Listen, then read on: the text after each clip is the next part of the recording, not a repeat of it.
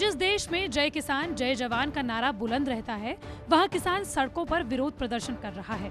इसकी वजह है केंद्र के 3 कृषि अध्यादेश। किसान संगठन इन अध्यादेशों को संसद में मंजूरी के लिए पेश न करने की अपील कर रहे हैं।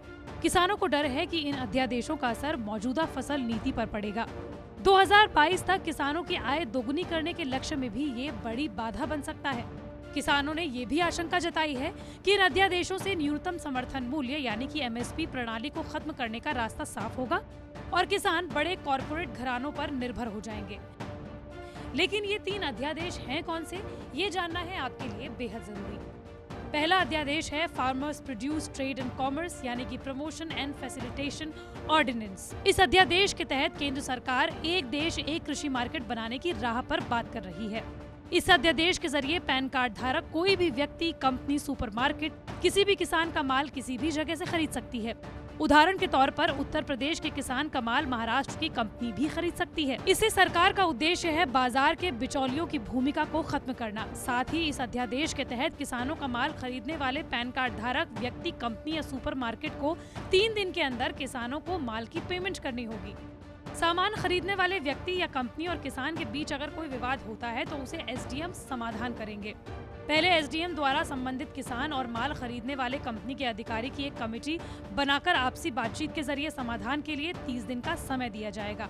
अगर बातचीत में समाधान नहीं हुआ तो एसडीएम मामले की सुनवाई खुद करेगा।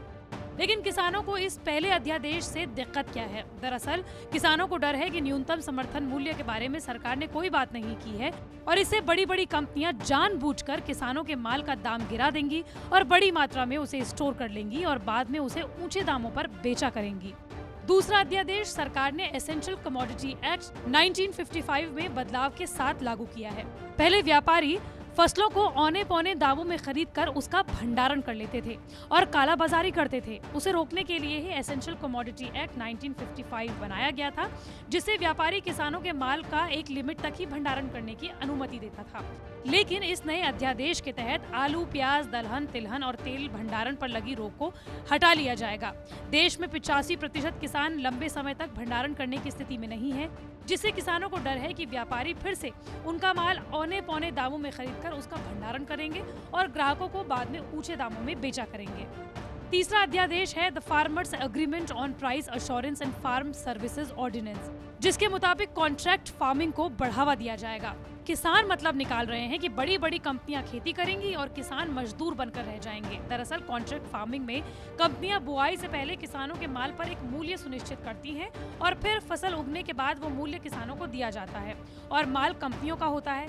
इससे पहले गुजरात में पेप्सिको ने इस तरह की कॉन्ट्रैक्ट फार्मिंग की थी, लेकिन उत्पाद सही न होने की बात कहते हुए किसानों को मूल्य चुकाने के बजाय किसानों पर ही करोड़ों का मुकदमा ठोक दिया। हालांकि किसानों के विरोध प्रदर्शन के बाद मुकदमे को वापस ले लिया। किसानों को कुछ इसी तरह का डर भविष्य के लिए सता रहा है।